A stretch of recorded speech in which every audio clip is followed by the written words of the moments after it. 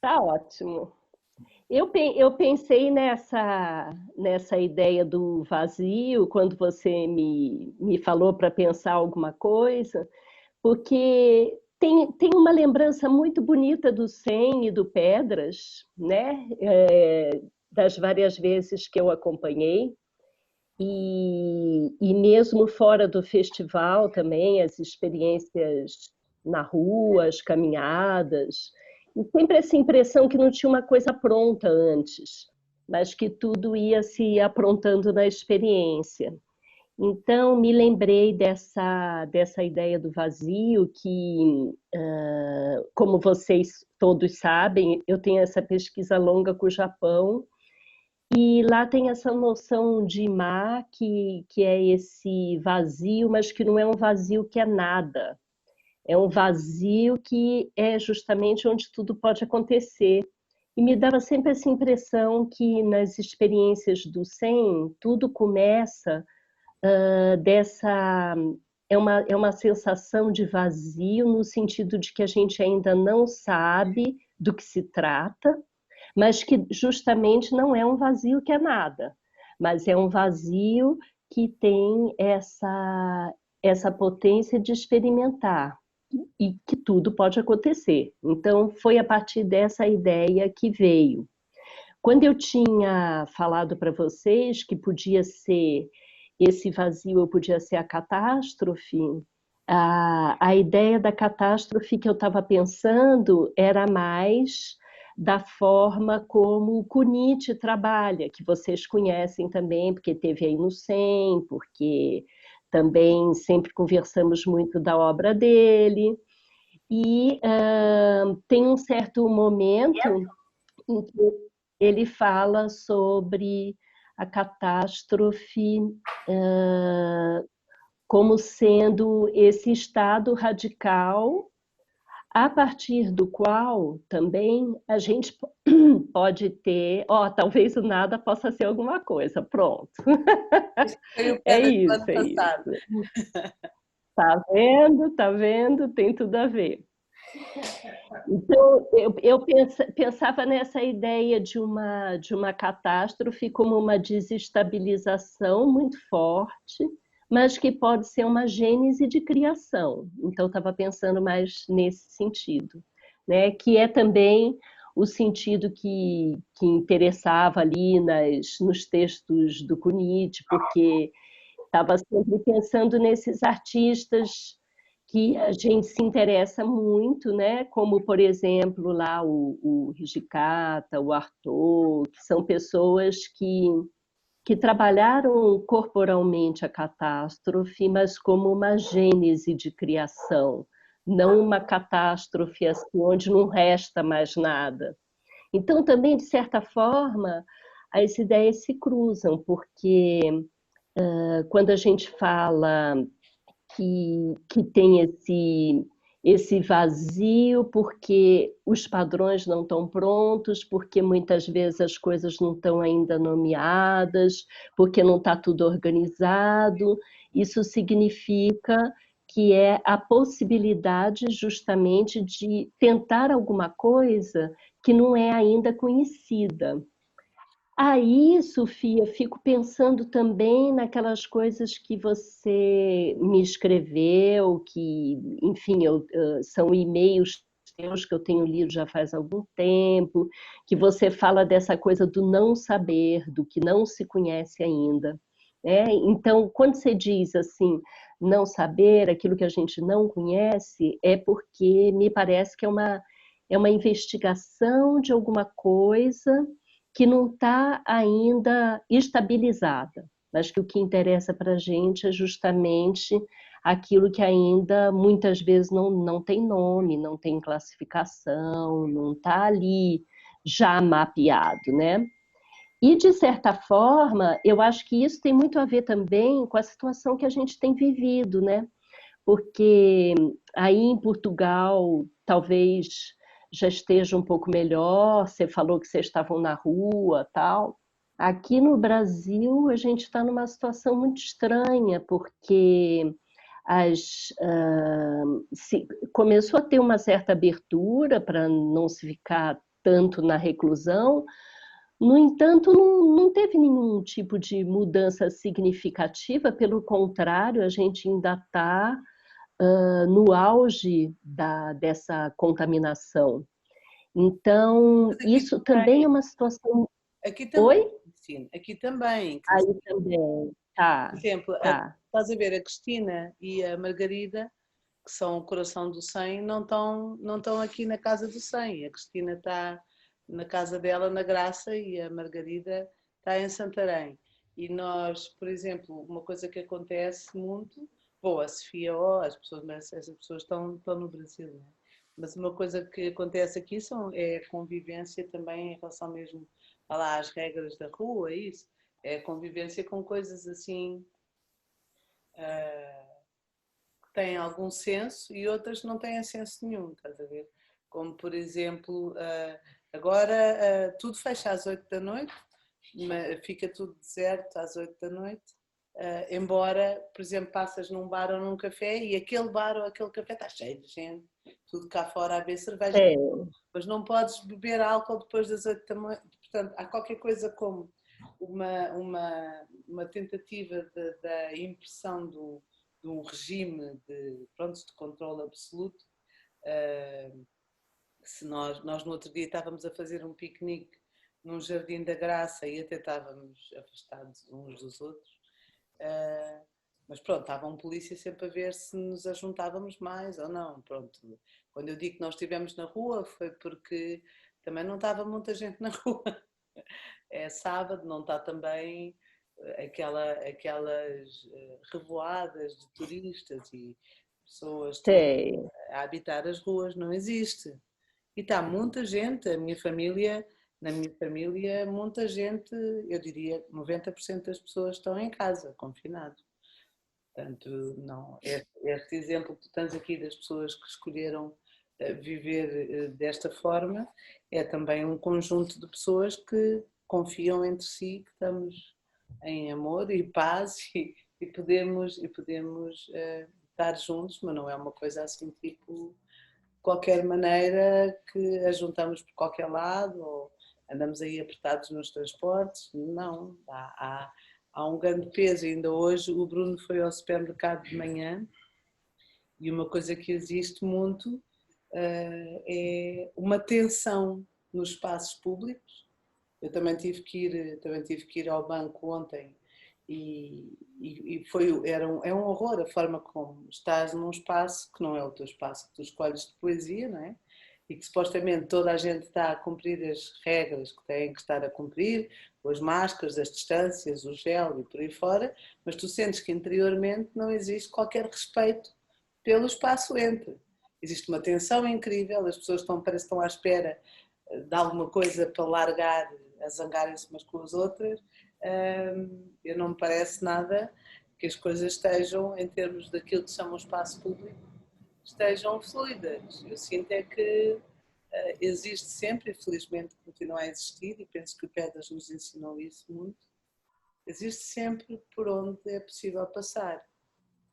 Mas pronto, não, era só para também não ficares com a ideia de que aqui está tudo tipo na rua a viver como se nada tivesse acontecido.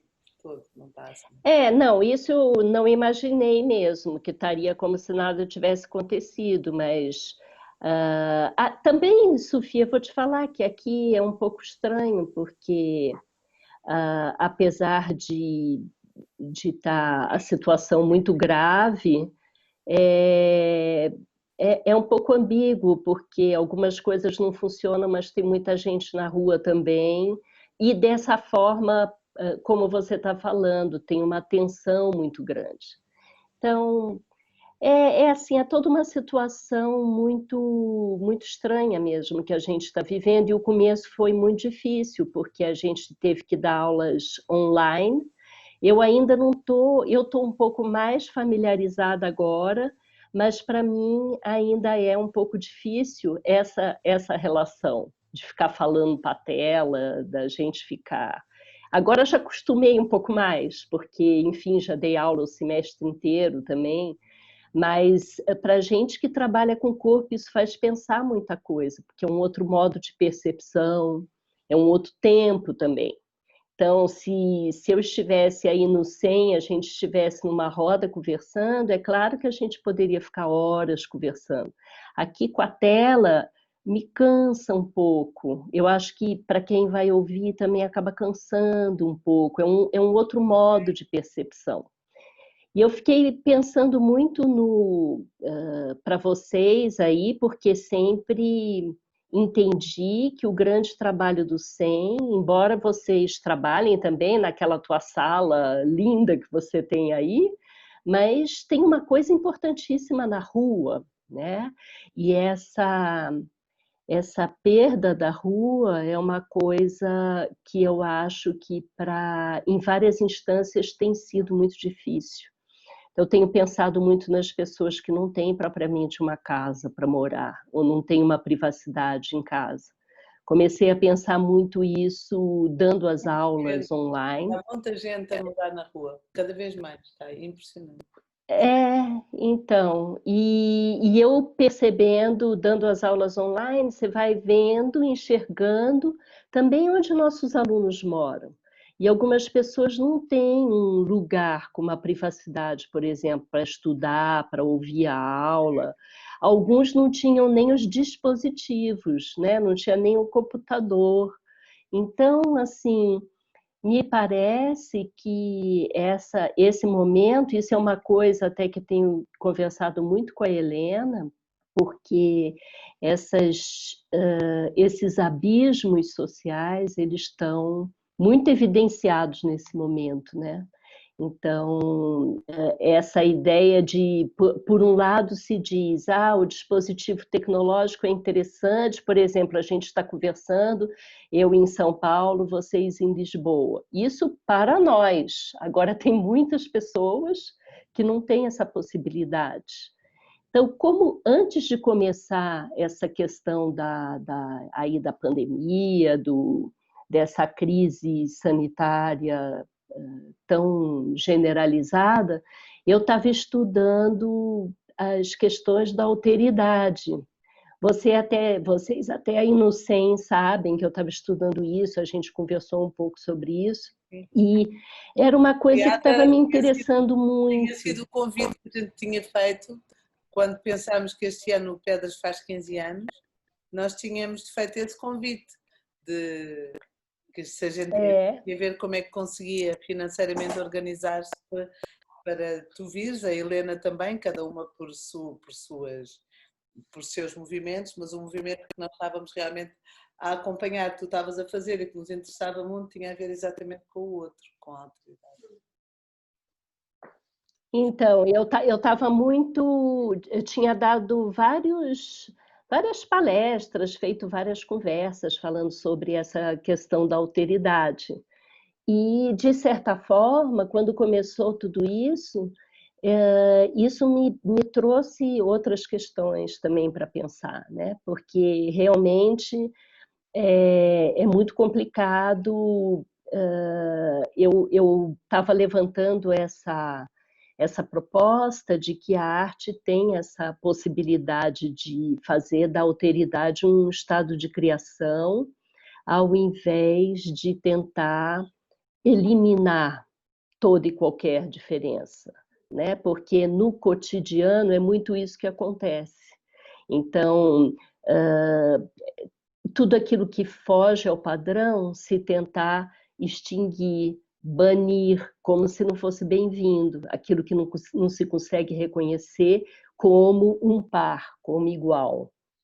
E o que me parecia, que era isso que eu estava estudando, tinha até escrito isso naquele último livro lá das Fabulações do Corpo Japonês, que era essa ideia de pensar como a arte é exatamente o contrário, porque a arte se alimenta da diferença.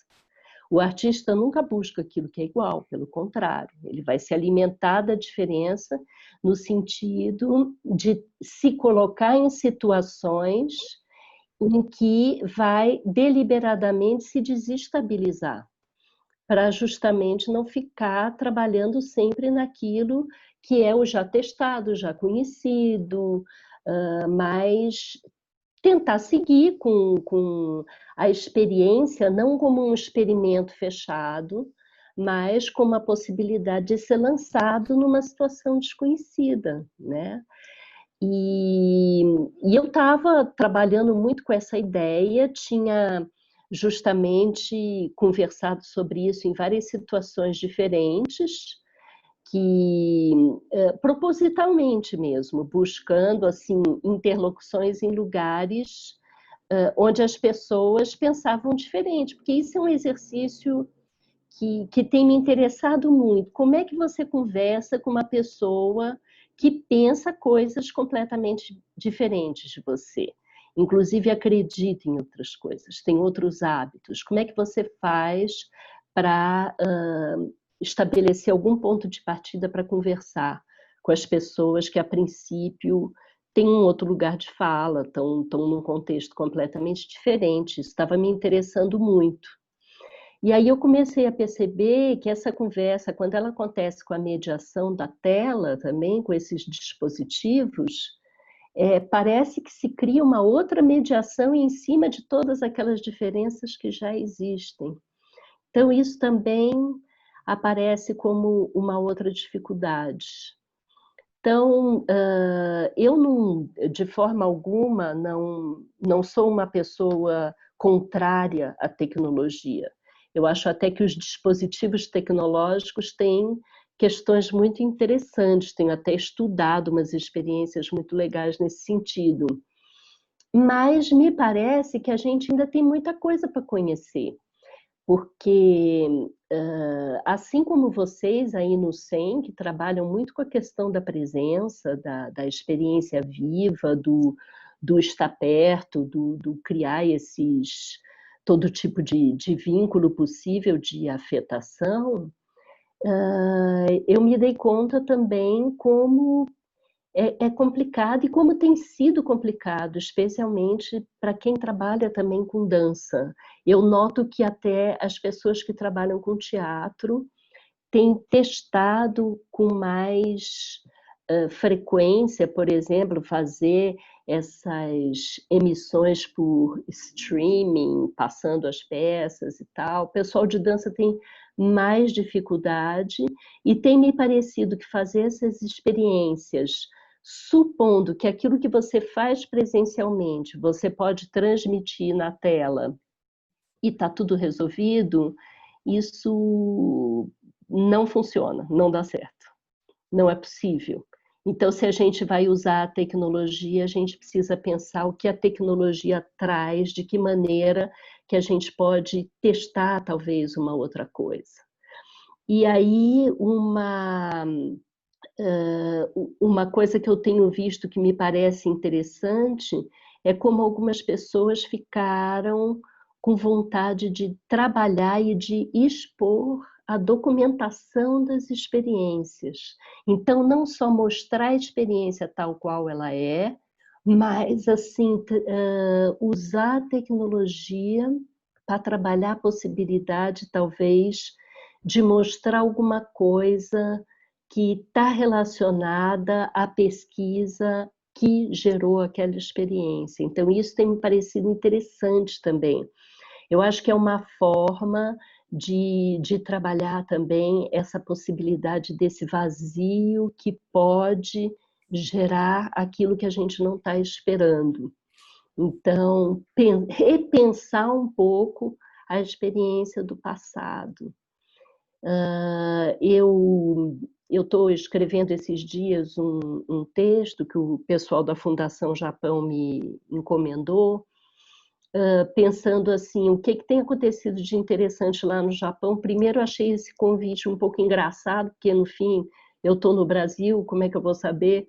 Mas eu fiz algumas entrevistas com algumas pessoas que estão lá e acabei descobrindo umas experiências interessantes, por exemplo, de uma artista que ela tinha criado um solo e aí, quando ela decide trabalhar esse solo para transmitir virtualmente no Zoom, ela, como era tinha muito a ver com a questão feminina do corpo da mulher e tal, ela convida outras artistas para participarem com ela da experiência, cada uma na sua casa. E acaba fazendo uma transmissão que não é mais o solo original, mas é uma convivência simultânea dessas mulheres todas se apresentando simultaneamente na tela. Achei que tem alguma coisa interessante aí, não sei. Aí queria perguntar para vocês, vocês chegaram a pensar alguma coisa nesse sentido, nesse período em que a presença na rua está tão difícil, né? Tão mais limitada? Vocês chegaram a refletir sobre alguma coisa sobre isso ou seguiram nos trabalhos mesmo aí no SEM? Não, querida, disse, nós virámos tudo ao contrário. Não seguimos nada pelo curso que estava fluindo. Aliás, eu sinto uma coisa que a gente. Não sei, alguém quer falar sem ser eu, por acaso eu falo sempre. Ah, não era fixe? Diz lá também. O Bernardo não pode falar, está a comer. Quer falar uma coisinha? Deixa ele comer, Sofia. Então, olha, Margarida. Diga, Margarida. Não, mas eu acho que vou se calhar entrar para um caminho que eu gostava de ouvir outras coisas primeiro, mas posso-me aventurar só. Se calhar vou. É porque eu sinto, na minha experiência, o convite, portanto, para lidar com a catástrofe, com o que está a acontecer, ou o que se oferece a isto, para mim seria muito mais. É curioso porque eu estava a ouvir falar e pensava, pronto, portanto, das mediações e do que é que as telas trazem de mais camadas à comunicação e retiram outras. E eu, curiosamente, mas falo mesmo da minha experiência, tenho sentido um grande apelo, um convite para escutar uma coisa que está, portanto, parece-me com o caminho inverso, que é muito mais lá atrás, em vez de ser muito mais lá à frente. Portanto, qualquer coisa que vibra muito mais cá atrás e que perpassa o que for. Portanto, perpassa não no sentido, claro que quando perpassa, se perpassa as várias camadas e quando perpassa as várias camadas, desmultiplica-se nisso, mas para mim o convite tem sido não tanto a fazer essa leitura de como é que ela, quando passa uma camada, se desmultiplica, mas o que é que está lá mais atrás, lá está nesse tal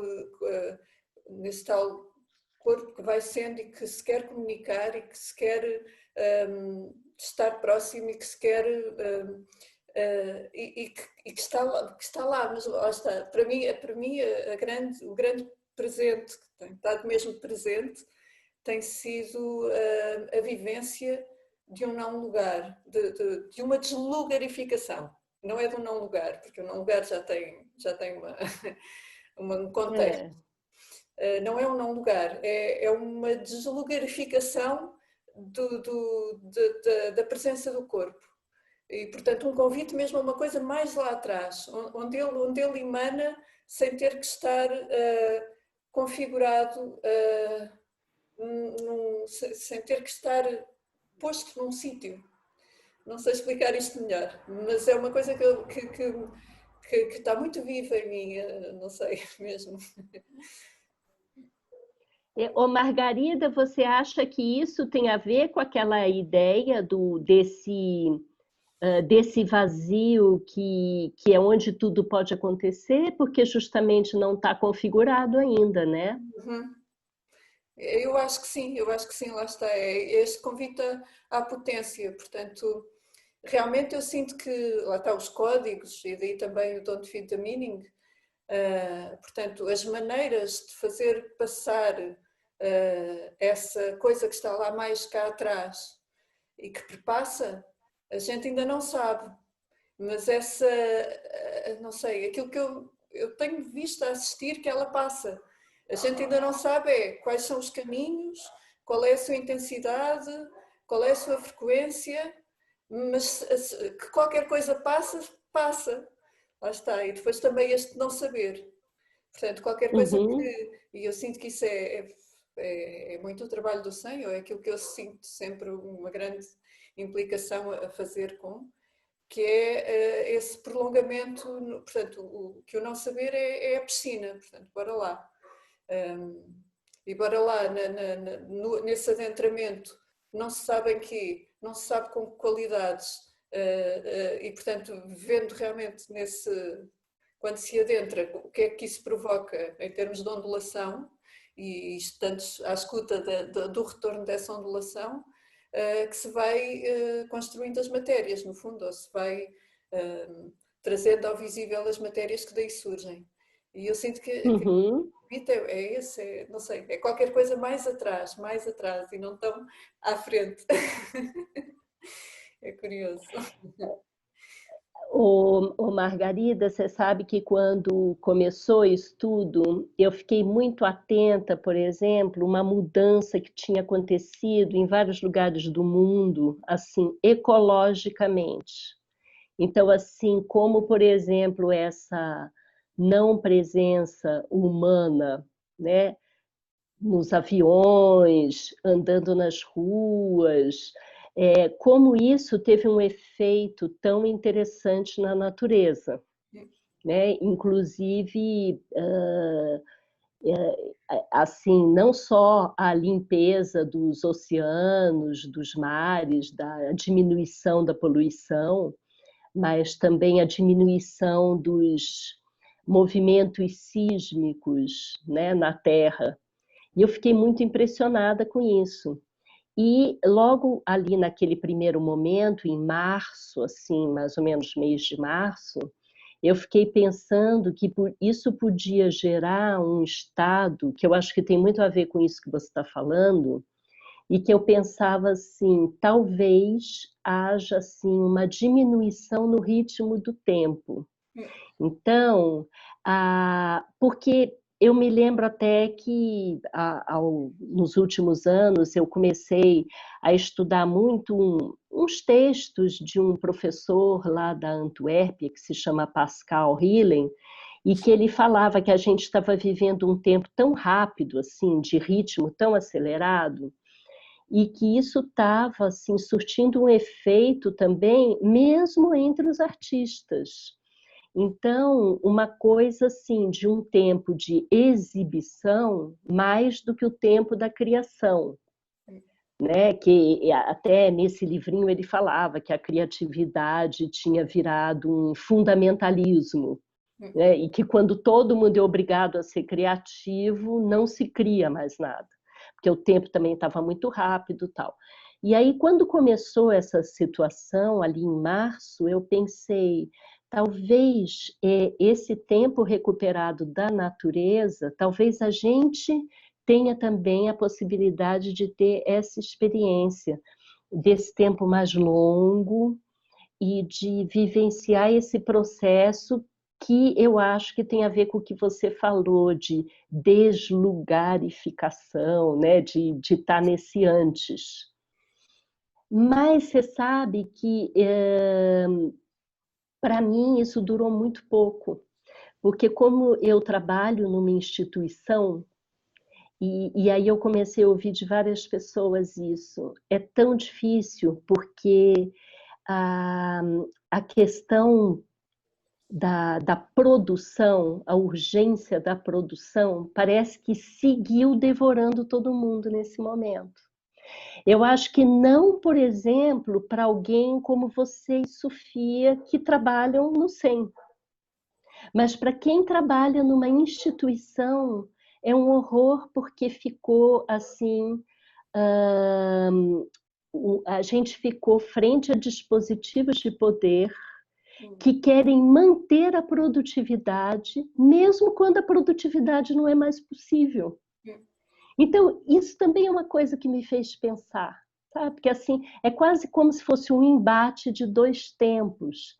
Esse tempo interno do corpo e o tempo da natureza, que pede por uma outra coisa, e esse tempo da produção neoliberal que continua insistindo em imprimir um ritmo e que não é possível. É um ritmo que não é possível, né? Porque mesmo quando as pessoas estão em casa, eu ouvi isso de muita gente, assim, a dificuldade para produzir alguma coisa.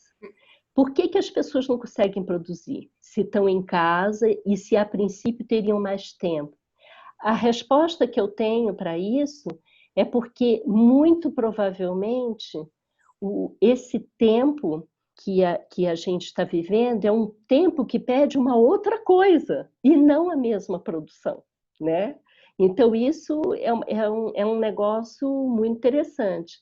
Nessa época Para variar, que eu... para variar, já Oi? pedia antes. Para variar, já pedia antes essa abertura, esse desfiar da rapidez do tempo, porque isso não é rapidez, é um atropelo de tempo. Sim, Desconfio que também tem a sim. ver, não é propriamente velocidade, é já uma camada de armadilha por cima de qualquer coisa que possa ser. Claro, Eu claro. É desconfio isso mesmo. de coisas que profundamente mexe na experiência ou na sensação do que nós agora chamamos tempo, é a forma de cada um caminhar e entre ouvir os corpos co-caminhantes, né? E os corpos, como sabes, eu não falo só corpos humanos. Porque eu desconfio Sim, que, mesmo quando tu estavas há pouco a falar, mas eu não quero nada retirar este fluxo da conversa onde está agora. A Margarida estava a falar que se calhar era uma coisa que primeiro era bom ouvir algumas outras coisas. No outro dia tivemos em conversa com a Carolina Fenati e o Ribão. E o Ribão trouxe uma coisa muito interessante que os planetas fazem, que é eles vão percorrendo o espaço, que a gente chama espaço, e de vez em quando, não sei como é que chama, retrogradação? Retrogrado. Eles vão por ali e depois fazem uma laçada, por acaso ele até desenhou por baixo, pronto, vão assim, fazem uma laçada e depois continuam o seu caminho. Uma laçada, porque estou a pensar em termos de tricô ou assim. E é sei. volta de mops e continuar, no fundo é uma aceitação ou uma constatação da não linearidade e da pertinência desse não saber. Tu há pouco estavas a falar do não saber que nós temos trazido. Eu sinto que esse não saber não é um não saber versus algo que eu um dia vou saber. É uma amplitude de estar com aquilo que vai sendo conhecimento que é muito mais expandida, de sentir, mesmo de não saber, de não fixar, não pôr o alfinete na borboleta. Eu desconfio que mesmo quando tu há pouco falavas de dança de documentação, cada um de nós, à medida que vá podendo, e se isso mover, se isso a mover, não é? Penso que tem aqui uma grande janela para lavar as capas que estão presas e que não te estão a deixar pensar. Porque desconfio que aquilo que nós chamamos de dança está a urgir também para uma grande urge por uma grande libertação de modelos narrativos que se foram sequenciando uns sobre os outros, aquilo que chamamos de documentação também, e poder realmente não saber e confiar que cada corpo vai emanando de alguma forma de conhecimento, e depois se calhar alguns de nós praticamos mais aquilo que se chama dança, outros se calhar outras coisas, mas penso que é um momento mesmo de ter de desconfinar o pensamento mesmo. E desconfio que essa deslocalização que a Margarida fala, que vive num tal antes, nesse movimento, nessa bolsa, é uma coisa que sempre esteve, não é? E sempre esteve e continua a estar. há muito mais há muito mais alegria e exuberância de vida do que aquela que nós praticamos, desconfio. Sim, mas eu acho que tem algumas situações que elas chamam a atenção para isso. A gente está sempre convivendo com isso. A gente tem essa possibilidade de trabalhar esses tempos, essa introspecção, esse não saber, mas quando a gente vive situações como essa que começou principalmente ali em março, eu acho que como tem uma quebra muito forte no cotidiano, isso faz a gente pensar em outras possibilidades. Então, não quer dizer que a gente vai conseguir, né? Que é isso que eu falei até para vocês. Eu acho que é uma insistência política e econômica que investe numa outra coisa, insiste numa outra coisa. Mas, de qualquer modo, sempre a gente tem essa possibilidade de... eu, pelo menos, é uma questão que me interessa sempre muito, assim. Mesmo quando não se deixar levar nesse ritmo cotidiano e encontrar o tempo da reflexão, o tempo do deslocamento, para conseguir efetivamente fazer alguma coisa significativa. Não entrar só naquela inércia do trabalho, né? E nesse momento eu comecei, é uma coisa que eu tenho estudado, que eu estou gostando muito de olhar, eu comecei a estudar muitas coisas sobre as plantas, porque eu acho que é interessante começar a olhar para outros modos de vida, assim.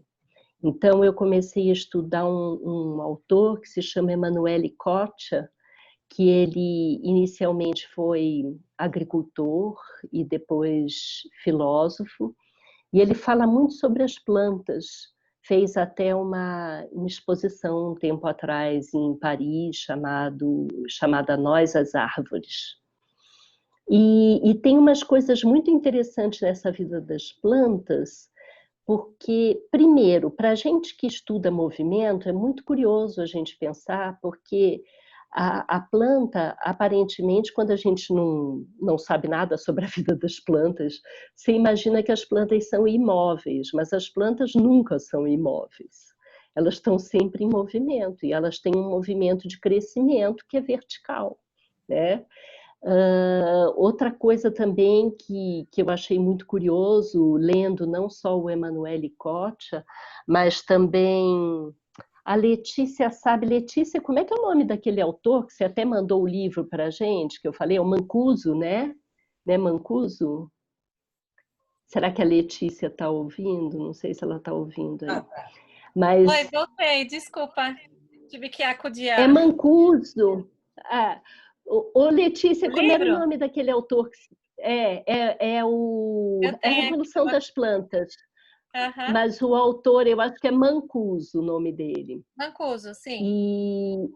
Mancuso, né? Então, é muito interessante o que ele fala também, além do Coccia, porque eu fico imaginando que ele diz isso até, que normalmente a gente tem sempre a vida humana como a centralidade de todas as experiências. Ele fala, inclusive, na robótica, que na robótica é como se sempre o modelo dos robôs fosse baseado no modelo do corpo humano, do ser humano.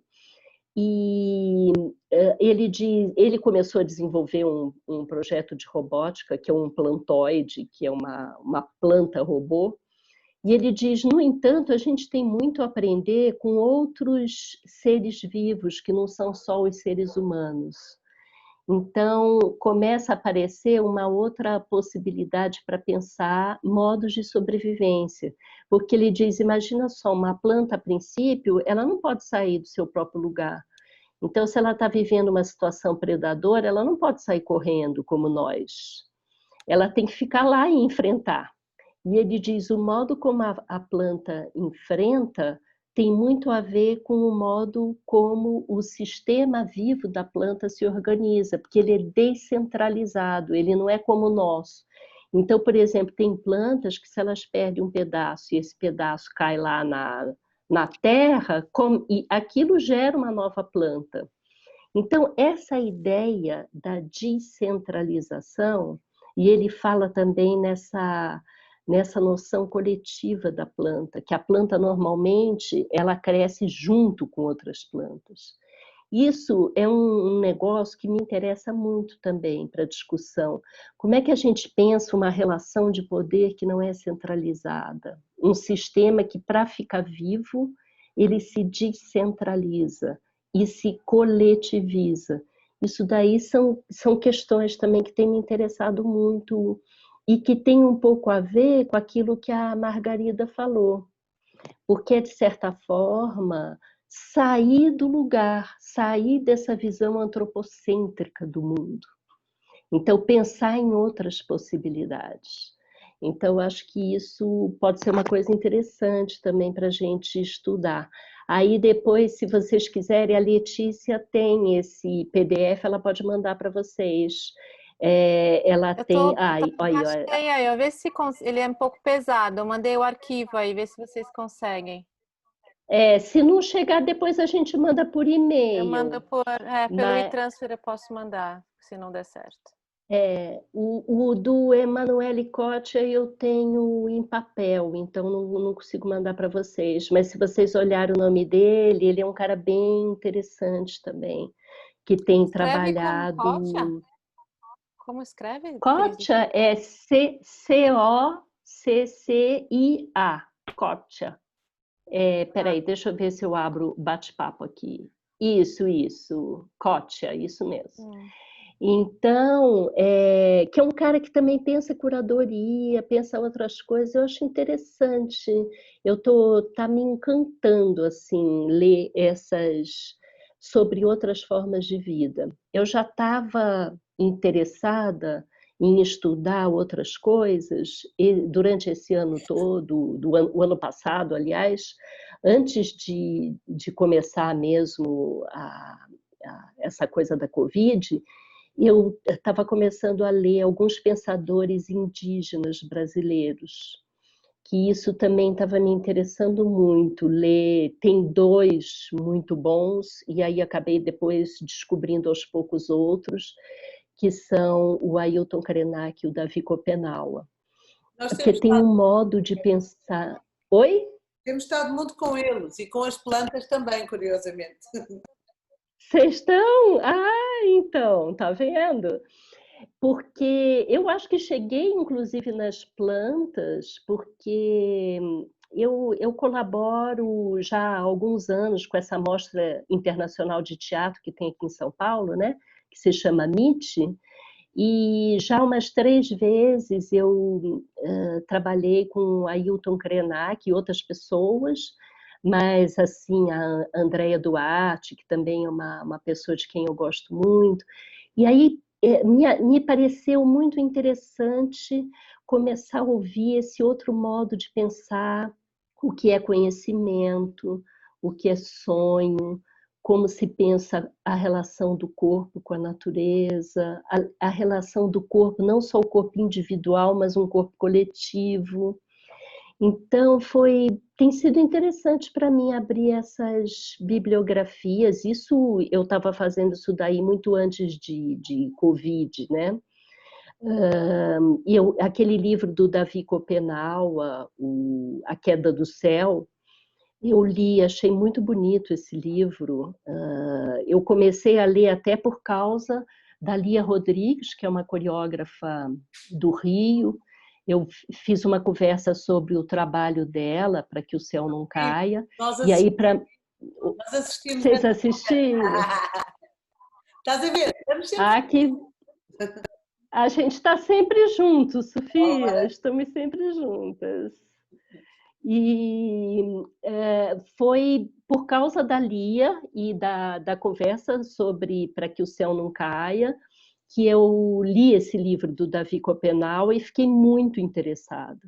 Todas as discussões sobre xamanismo, as discussões sobre o sonho, e esse outro jeito que não é pensar o corpo exclusivamente como materialidade, mas entender a espiritualidade de uma outra forma que não é só transcendente. Isso é uma coisa que me interessa também.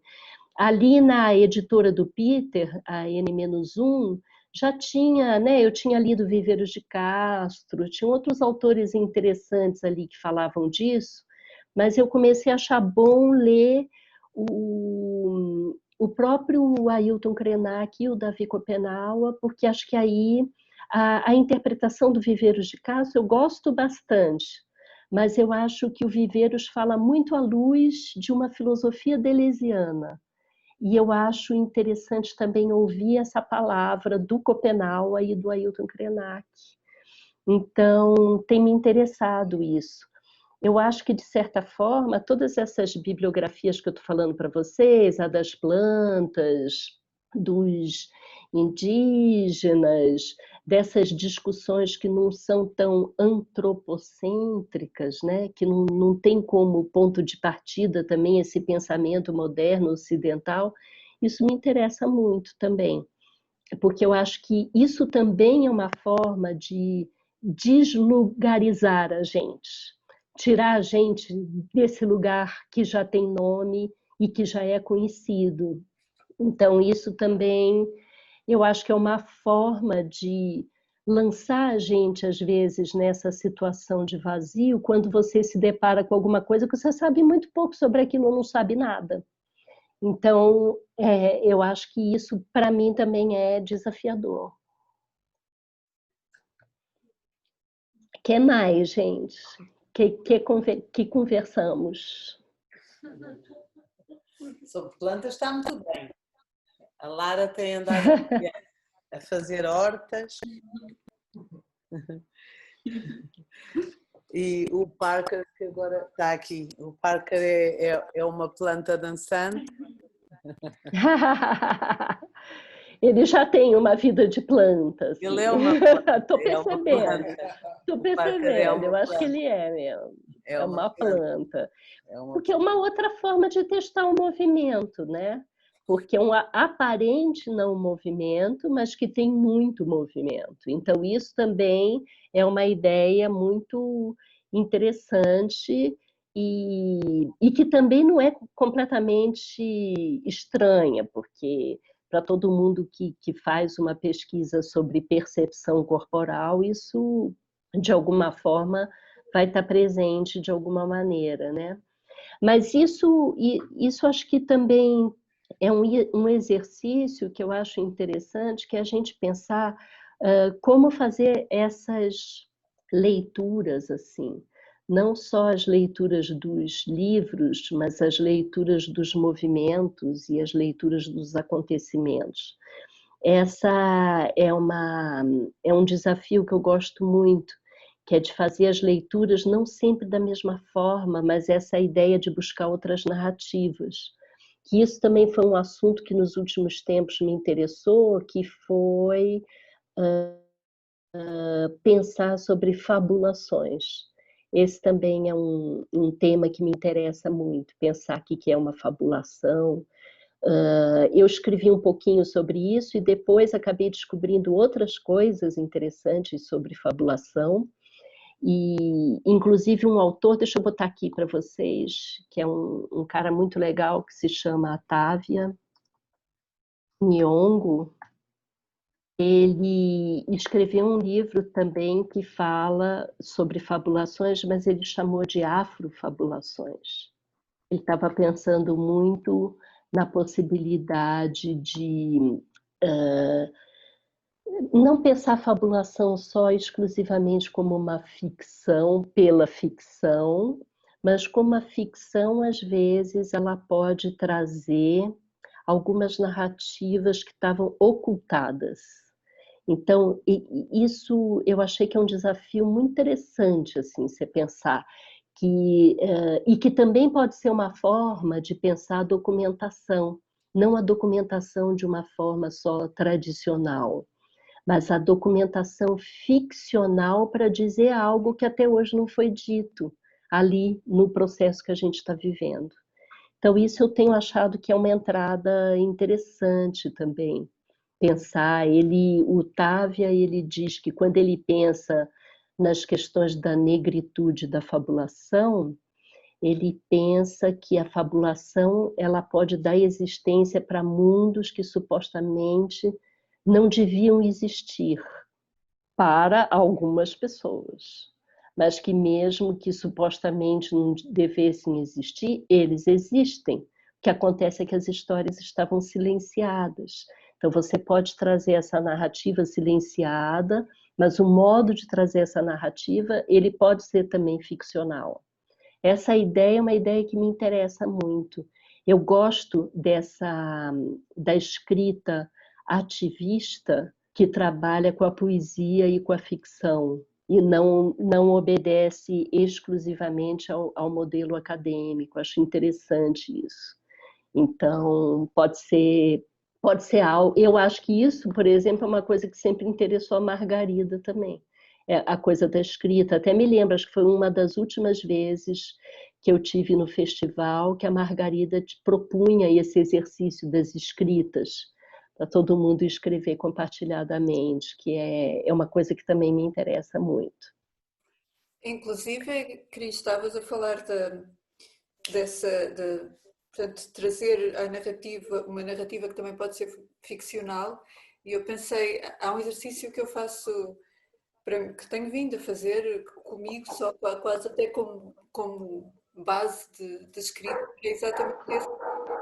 Eu não sei, senti-me muito identificada com isso que estavas a trazer, que é pôr-me a escrever, não tentando arranjar uma história para dizer aquilo que eu quero dizer, mas quase como aquilo põe-me num estado de sonho, um estado meio cá e lá, portanto é quase que estou a ver, mas é um ver que não é nem realidade nem ficção, portanto eu não estou nem a inventar nem a tentar traduzir uma coisa que eu acho que é aquilo, fica ali no meio entre uma coisa que nasce quase dessa tensão e vai-se resolvendo. Eu não chamaria uma narrativa, pronto, eu acho que aí é onde, mas vai aparecendo um universo de insistências que se traduz de facto por frases que eu às vezes sinto que ao avançá-las elas me trazem uma espécie a tonicidade desse avançar na frase traz-me uma experiência de um avançar físico em qualquer coisa que eu percebo que eu gostava de ver acontecer na minha vida, por exemplo, mas que é um processo muito diferente do que um desejo simples, não sei explicar. Sim. Mas pensei... Quando eu falo narrativa, eu estou falando narrativa até com uma possibilidade de ser uma narrativa que coloque em questão a própria gramática e a própria língua. Então, por isso que tem esse viés muito mais poético. E até você falando agora, Margarida, me lembrei, eu não sei se eu cheguei... Vocês têm aí na biblioteca aquele livro do Kunitz que ele escreveu sobre o Hijikata? O Pensar o Corpo Esgotado? Vocês têm? Temos. Porque ali nesse livro, por exemplo, ele fala desse último livro que o Hijikata escreveu antes de morrer, que é A Dançarina Doente, onde ele testa justamente uma narrativa, que é uma narrativa que fala de um lugar, mas não fala do lugar como a memória do lugar, mas só como a percepção corporal desse lugar. E por isso é uma narrativa que não obedece nenhuma regra gramatical. E ela, inclusive, inventa palavras, inventa coisas. Então, é essa narrativa que eu estou falando, Margarida, que que eu acho que aí não é o narrar sobre aquilo que a gente imagina que as narrativas narram, né? Mas é o criar, é o reinventar uma linguagem, né? E que é bem interessante, assim, e eu acho que é uma forma de fabulação que também pode ser uma documentação, é uma documentação desse fluxo de sentimento, assim, uma documentação afetiva, e aí é bem interessante, né, para trabalhar. Oh, Cris, lembra de mim? Diga. É Luz. Claro, claro que eu lembro. Tudo bem, Luz? Então, queria falar consigo várias coisas que estão aqui a surgir, mas falando já aqui em África e na afrofabulação, sabe que a África, por quase toda a África, é incrível, porque quando a gente fala em África, temos várias Áfricas, não é? E coisas muito diferentes. Mas em quase toda a África, o contador de histórias é muito importante, desde a África árabe até a África mais profunda. Mas uma coisa muito engraçada é que, por exemplo, no Camarão, as histórias não obedecem a uma linguagem, é muito difícil escrevê-las, fixá-las, porque o contador de histórias é quase onomatopaico, a contar as histórias. E as histórias são muito, também o que você estava falando, e que a mim me interessa muito, se bem se lembra, são muito sobre atmosferas. Coisas que se concretizam, para já a fabulação mesmo, são coisas que para nós são absolutamente embasbacantes. Não sei dizer outra palavra, mas tem muita parte da história que é sobre atmosferas, quer dizer, qualquer um a pode sentir, qualquer um a pode usufruir. E pronto. E outra coisa que eu queria falar é sobre tudo o que se passa debaixo da terra com as plantas, que é muito interessante, e a maneira como o que se passa debaixo da terra, eu não li nada, eu só estou a falar da minha experiência que agora vivo no campo. O que se passa debaixo da terra e a relação que tem com o que se passa acima. É tão interessante, tão interessante, tão interessante. Por exemplo, pensar que as copas das laranjeiras estão em espelho com a raiz. Opa, há assim coisas que a gente não se acredita e que pronto, é aquela coisa também, mais uma vez, das relações. Não, mas você tem razão. É muito interessante porque aí a gente pensa a vida na relação com os ambientes. Então, o ambiente da terra é muito diferente do ambiente do ar. E ali vão ter outros movimentos, vão ter outras coisas que acontecem. Eu tô muito interessada nisso também. E o que você falou das histórias orais dos contadores de história ali no continente africano, isso é uma coisa muito importante, porque é assim também nas comunidades indígenas, e aqui no Brasil também, em diversos lugares é isso, né? Então, a própria história da dança aqui no Brasil é uma história muito mais oral do que uma história escrita. Então, isso é super, super importante, né? Pensar essas várias maneiras. Mesmo em relação ao pensamento em plantas, em plantês, não é? Se nós pudéssemos também não fazer essa distinção entre debaixo da terra e de cima da terra, porque aquilo que fica debaixo da terra é muito misterioso para nós, que não conseguimos ver, mas há coisas que as plantas, a meu ver, são assim uns seres muito sábios e misteriosos. E a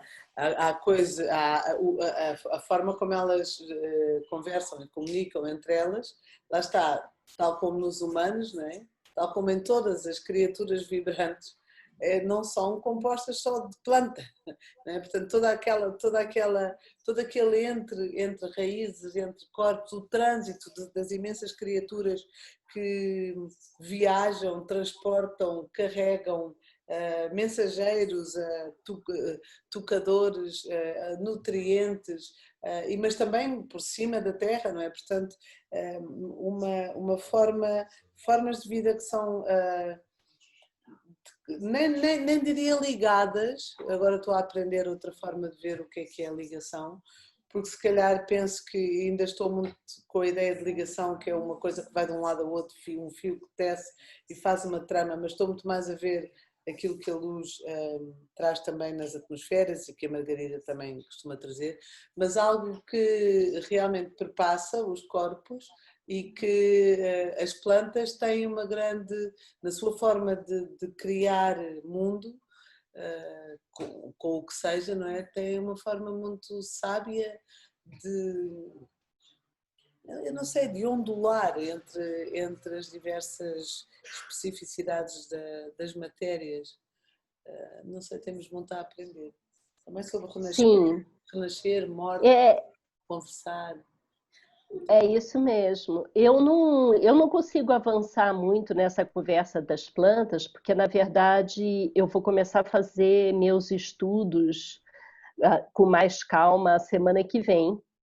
Eu já separei um monte de coisas que eu vou ler, porque tem a ver com esse curso que eu vou dar o semestre que vem, e eu vou começar a estudar mais, porque, por enquanto, essas coisas todas que estou falando são muito superficiais, mas eu estou com muita vontade de estudar um pouco mais, com mais calma isso, porque são sistemas muito complexos e que o que está me parecendo é que é muito interessante a gente pensar outros modos de vida.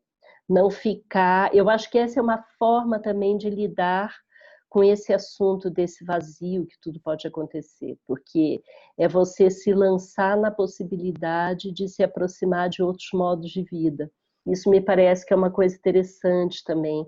Aí mais para frente, Sofia, se eu consigo avançar com essa história das plantas, a gente pode combinar um outro dia uma outra conversa para falar mais disso, porque tem muita coisa importante nesse sentido, né? Que eu acho bem legal.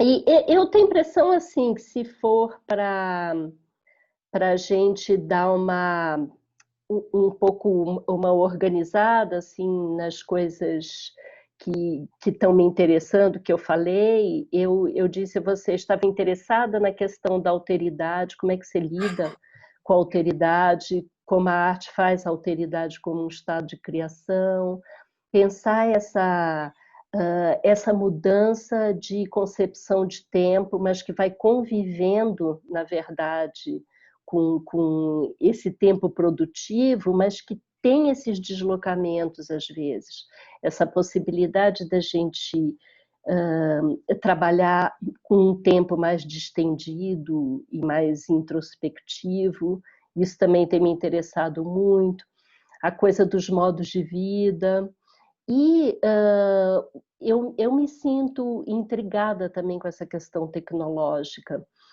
porque me parece que, para mim, que sou uma pessoa que nunca tive familiaridade com isso, nunca tive o tempo de explorar isso devidamente, eu acho que poderia ser interessante pensar outras possibilidades com isso. Eu comecei até a olhar um pouco, como eu estava contando para vocês, algumas experiências nesse sentido, para ver o que é possível fazer com isso nessa mediação. Então, acho interessante esse lá para trás que a Margarida falou, mas acho interessante também olhar para os dispositivos e pensar como lidar com isso.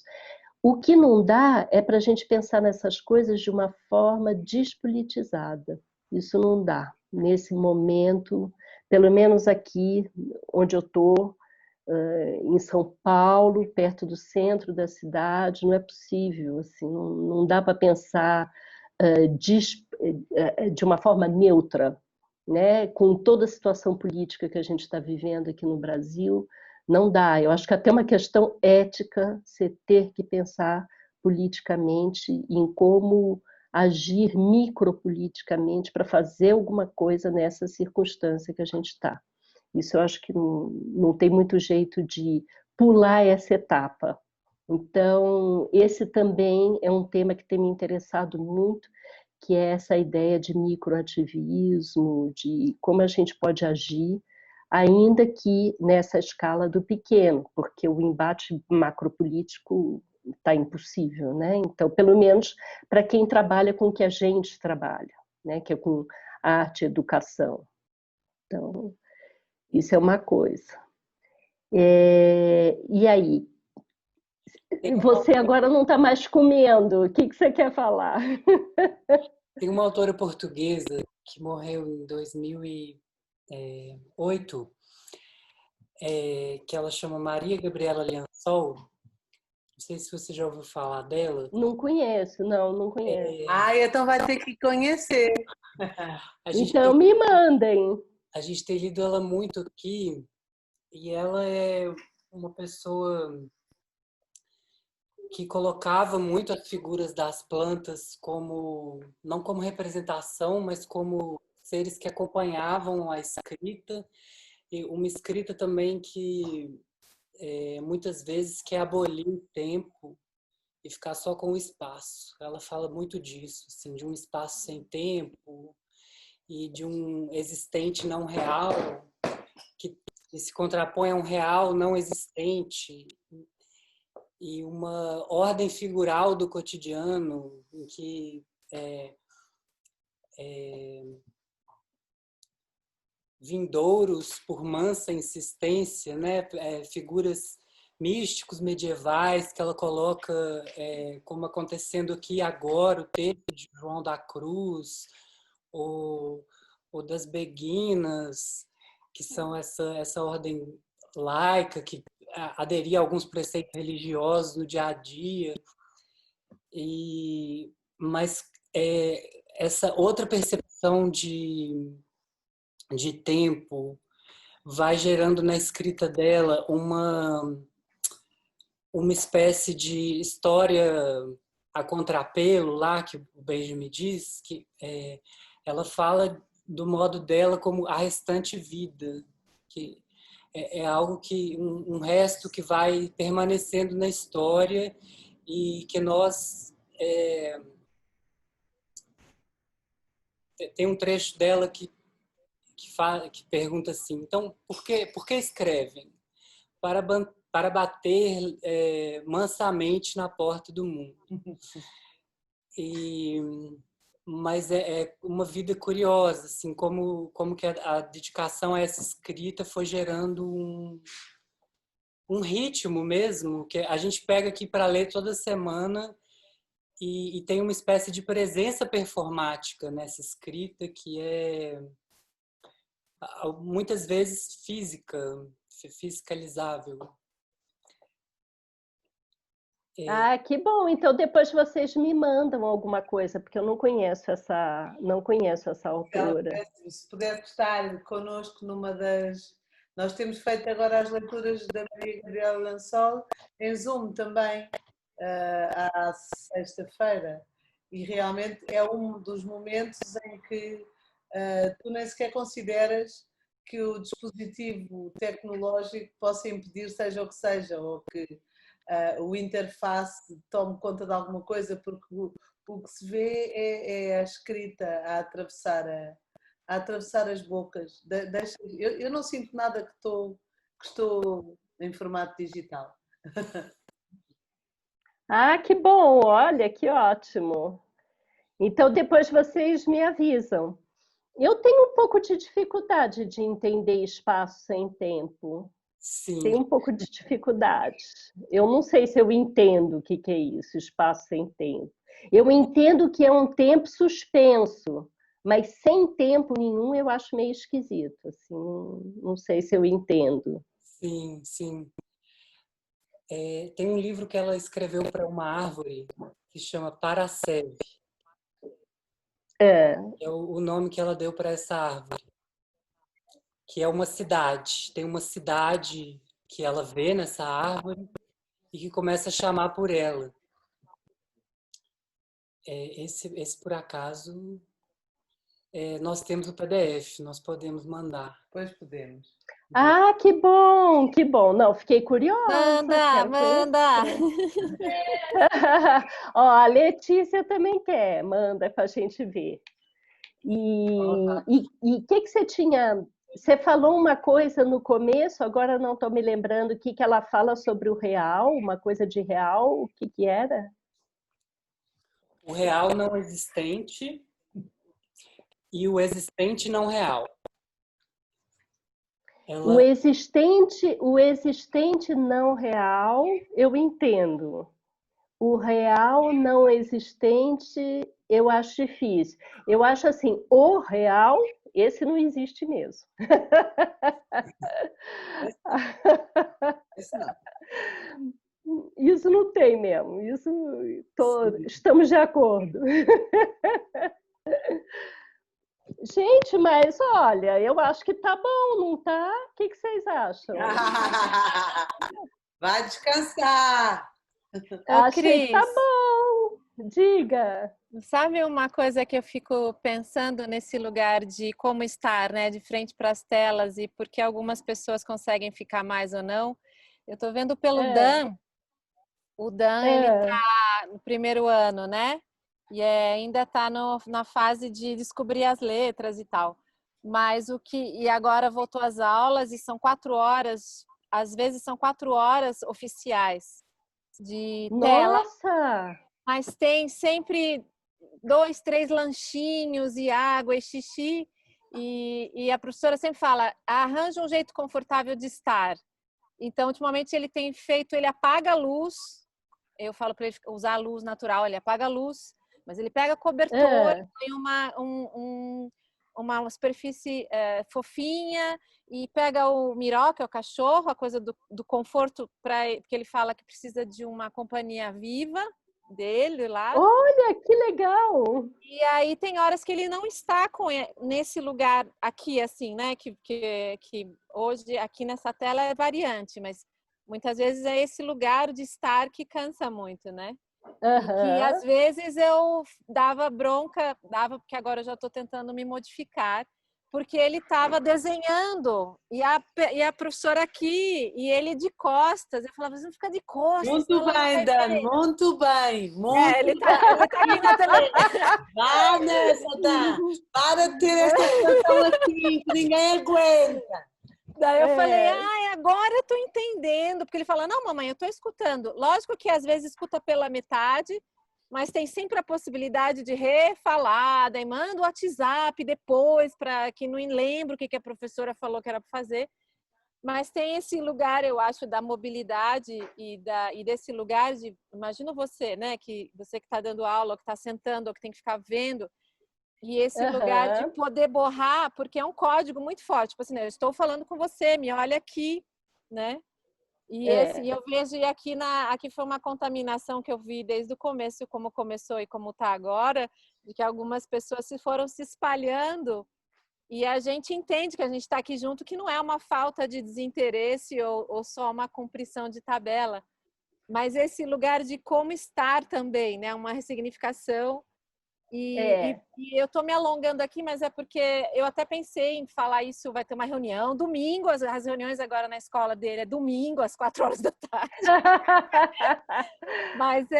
Mas daí tem esse lugar dos professores e das crianças que estão se recusando, mas daí quando você vê na tela como é que as crianças estão, daí é isso, tipo, estão o computador, ele tá ali pro pai, e aí ele vai para a tela. Olha as crianças, olha as numa crianças. mesa. Então, as crianças ali. É isso mesmo. Olha a criança. E daí você vê isso que, por exemplo, nossa, talvez canse, então tem que mudar, né? Tem que poder ficar mudando e mudar até os códigos de, tipo assim, você tá atento, não tá? E, sei lá, falei dessas... Enfim, me veio tudo isso porque eu acho que tem muito... Fiquei com essa sensação, né? Desde quando a tela estava aqui, ou esse lugar que o Dan às vezes desliga o vídeo dele, porque ele não quer mostrar, e a professora me manda um WhatsApp, olha, o Dan tá aí, porque ele sumiu. Vai resgatar o Dan, não, ele tá aqui, ó, tá aqui. Ah, tá bom, tá bom. E outra coisa que me veio, que quando a Margarida falou do antes, que não tá o que vem para frente, mas o antes, e aí a Luz falou das raízes, logo que Margarida falou desse, talvez seja uma coisa antes, eu fiquei pensando, me veio a sensação do que não sei se é o que vem para frente, o que antes, mas o que está por debaixo, sabe? Sim, muito bom. Por debaixo, que a gente não vê, mas estão ali acontecendo. Então elas não estão ali nem na frente nem atrás, mas talvez por debaixo, né? Sei lá. Enfim, me veio esse... Muito bom, verdade. Eu tenho tido alguma experiência em grupos de estudo, exatamente como o quadradinho é assim, eu vou fazendo malha cá em baixo. E é ótimo. Portanto, não se então, cada um vai achando uma estratégia, né? Não é? Mas é essa coisa que pronto, pode gerir o que aparece no quadrado, mas tudo à volta pode estar o maior caos e aliás, isso transmitir-se até para o próprio, pronto, isso que estavas a dizer, não é? As pessoas podem estar... Claro. Aliás, uma das coisas ótimas é o som, porque o som pode encher a casa toda, por exemplo, nas leituras da Lansol, porque uma das coisas em aula é essa coisa que a voz é direta, portanto, olha para mim, porque é o sítio de onde sai a voz, não é? Mas aqui a voz pode sair de uma coluna, de qualquer lugar. Verdade. E isso também dá uma liberdade de poder, lá está, não estar a presentificar-se num sítio só. Lá está, e é incrível, lá está, poder deslugarizar. Isso também é bom. Bom, então vocês vão me mandar lençol, hein, para eu poder conhecer. Me mandam o PDF e o da Letícia chegou, o livro? Não, acho que não chegou, Letícia. Acho que vai ter que mandar por e-mail.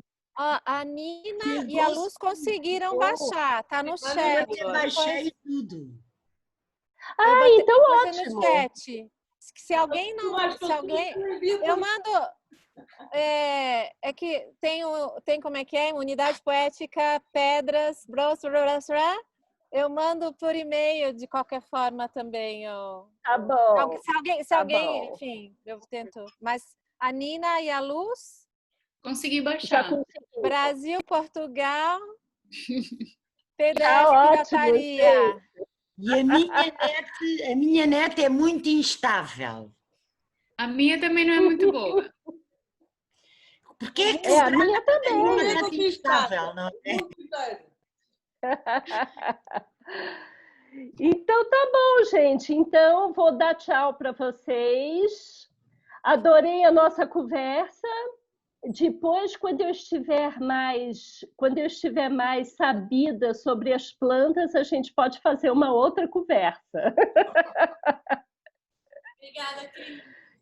Obrigado. E aí vocês não esquecem de me mandar lençol, que agora fiquei curiosa. Tá bom? Não, obrigada. Então, ó, beijo para todos. Olha as crianças, olha a criança. Obrigada, Cris. Eu sou criança. Ai, que bom! Que delícia! Lindo. Obrigada, gente. Tchau, tchau.